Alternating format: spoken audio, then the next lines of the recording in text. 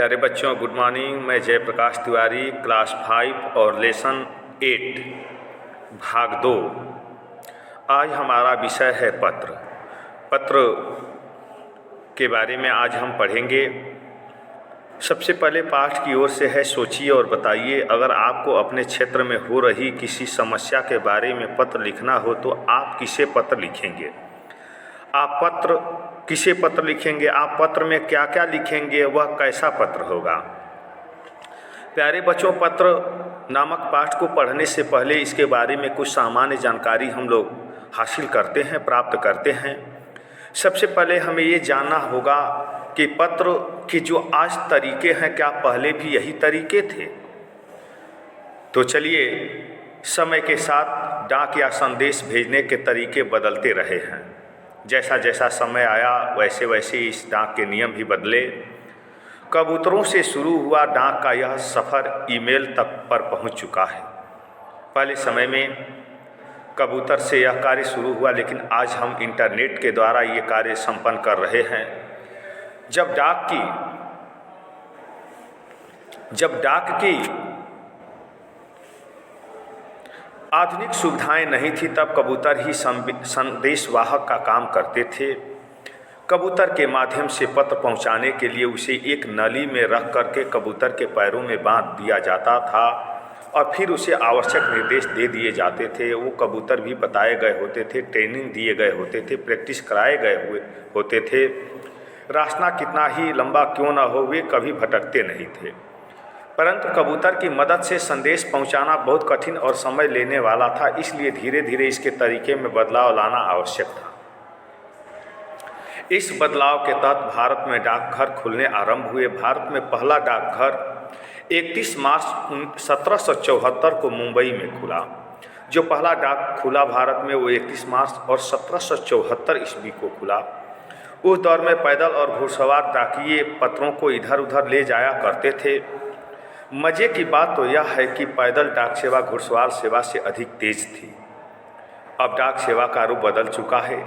जिन बड़े शहरों में हवाई मार्ग उपलब्ध हैं, वहां डाक हवाई जहाज़ों द्वारा पहुंचाई जाती है। शेष स्थानों के लिए रेल एवं बसों का प्रयोग किया जाता है। दुर्गम इलाकों में डाक नाव, ऊंट, घोड़े तथा साइकिलों द्वारा भी पहुंचाई जाती है। भारतीय डाक सेवा संपूर्ण विश्व में डाक पहुंचाती है। यह विश्व की सबसे बड़ी सार्वजनिक सेवा संस्थान है। चलिए, अब हम लोग पत्र के बारे में आओ पढ़ें। पठन से हम लोग प्रारंभ करते हैं। B120 ब्लॉक बी, गुलाबी बाग, नई दिल्ली, और आगे पिन कोड नंबर दिया है 110035। अब यहाँ आप देख रहे हैं आगे क ख ग घ लिखा गया है। ये पत्र को बांटा गया है कि ये कार्य होने चाहिए पत्र लिखते समय। अब उसके बाद जहाँ पत्र भेजना है वहाँ का पता दिया गया है। सेवा में संपादक हिंदुस्तान टाइम्स, नई दिल्ली।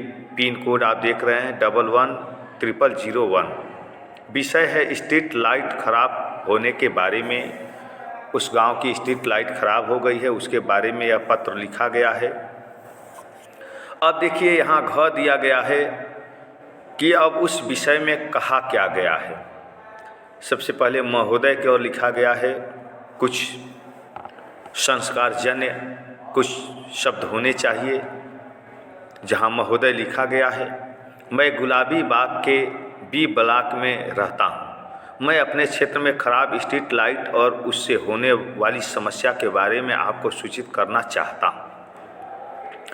बी ब्लॉक के मुराय चौराहे की स्ट्रीट लाइट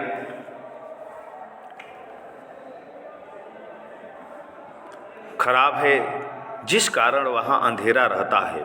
वही ए ब्लॉक और बी ब्लॉक के लिए भी मुख्य चौराहा है। यहीं से होकर अन्य ब्लॉक के लिए भी सड़कें जाती हैं। अंधेरे में आने जाने की समस्या के साथ चोरी का भी भय बना रहता है। हमेशा दुर्घटना और झपटमारी का अंदेशा बना रहता है। स्ट्रीट लाइट न होने से वहाँ कई दुर्घटनाएं भी हो चुकी हैं। हमने नगर निगम को इस समस्या के बारे में कई बार सूचना दी, किंतु उनकी ओर से कोई कार्रवाई नहीं हुई। अब यहाँ तक आपने देखा कि स्ट्रीट लाइट खराब होने के कारण ही आम नागरिक परेशान है, जिसके लिए यह पत्र भेजा गया है। और ब्लॉक से तात्पर्य है वहाँ के छोटे छोटे कस्बे, छोटे छोटे कुछ कस्बों को मिलाकर के एक ब्लॉक बनाया जाता है। आगे देखिए, कृपया इन समस्या के बारे में अपने समाचार पत्र में छाप दें ताकि संबंधित अधिकारी इन और ध्यान दें। भवदीय सौरभ। अब आप यहाँ देख रहे हैं कि सौरभ नामक व्यक्ति ने, सौरभ नामक बच्चे ने इस पत्र के बारे में लिखा है कि महोदय, संपादक महोदय, आप अपने हिंदुस्तान टाइम्स में हमारी समस्या के बारे में छापें, हमारी समस्या से लोगों को अवगत कराएं, अधिकारियों को अवगत कराएं ताकि उनके ऊपर बल पड़ सके और बल के साथ साथ यहाँ के स्ट्रीट लाइट जो है वो स्ट्रीट लाइट सही हो सके। क्योंकि आज जितनी तकनीकियाँ हैं वो लाइट पर ही हैं, बिजली पर ही आधारित हैं। यदि हमारे घर, आपके घर एक समय भी बिजली गुल हो जाती है, नहीं आती है, तो बेचैनी सी बढ़ जाती है।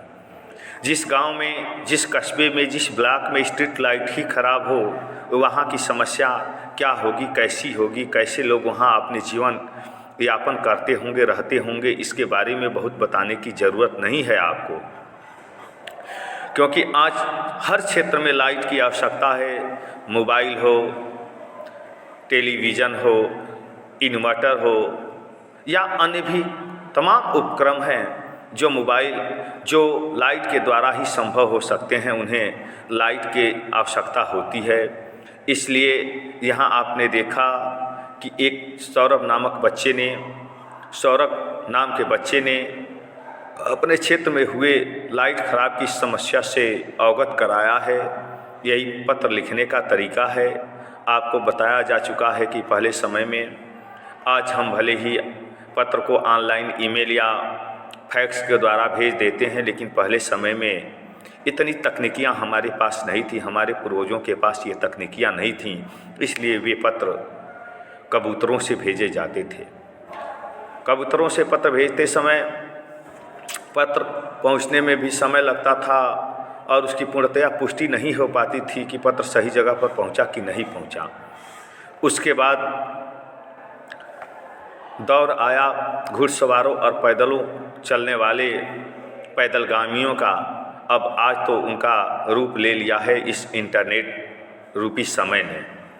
हमने यह भी नहीं सोचा था कि हम दूरगामी रहने वाले अपने परिजनों से ऑनलाइन उनके चेहरे देख कर के बात कर लेंगे, लेकिन वो सब आज संभव हो रहा है।